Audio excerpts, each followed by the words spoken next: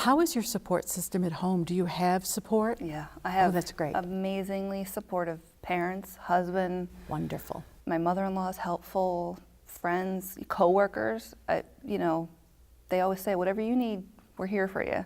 That's So I'm very wonderful. fortunate to have the support system that I have, which is a big one. Right. Yeah. That makes such a difference. Yeah, it does. Absolutely. What would you say to individuals, that that maybe have that type of support system, but it's difficult sometimes to accept, if someone says, what can I do? Yeah. Or how can I help? Yeah. I think that's always a little bit difficult. What words of wisdom would you give? You do find that that's the first thing people will say. Whatever you need, you let me know. And it's kind of like, well, I don't know what I need. So how about you say, I'm going to cook you a meal and I'll bring it over. But if people, some people are like, oh, I don't want their help. I don't want to burden anybody. If someone's offering to help you, take them up on it. Because if they didn't truly want to help, they wouldn't offer. Absolutely. So kind of put your pride aside and just accept it. Right. Yeah. And to be specific. If they want to bring you a dinner, say, well, could Tuesday, so that macaroni and cheese is coming on a Tuesday evening. Yeah. I think that's so important because people do want to help, but they don't know what to do. Right. And they offer that blanket statement. And there again, if you can give them, I love that advice, something a little bit specific. Even if they could help with a load of laundry, if you know them well enough. Yeah, or, my mom cleans the house. My mother-in-law would come over and play with Austin. She would do some cleaning too. So that's right. Makes a huge appreciated. difference. Yeah, Absolutely. I don't want to do that. No, I hear you. On a normal day. Absolutely. No, I get it. So that I think for all of our listeners, that's so important, and don't feel guilty about it, because I think too. Caregivers and friends, they feel kind of helpless. And if this is one way they know that they're kind of easing the burden for you and your family, then that makes a huge difference to them. They feel like they're able to actually do something to help. For individuals that are listening that maybe don't have that support system, I know you've done some wonderful things on your own to kind of give people that supportive network. Can you tell us a little bit about that?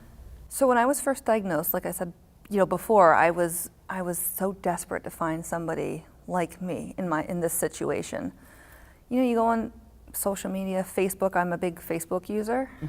There were support groups, but it was a mixture of patients, caregivers, and for me, that was just too much. So I felt the need to create a Facebook support group solely for patients with cholangiocarcinoma.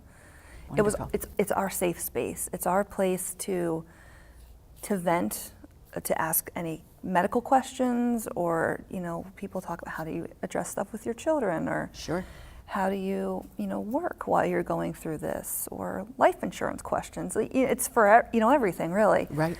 So for those who don't have people face to face, it's been, I think, huge to be able to connect even just with the computer or phone at this point. Right.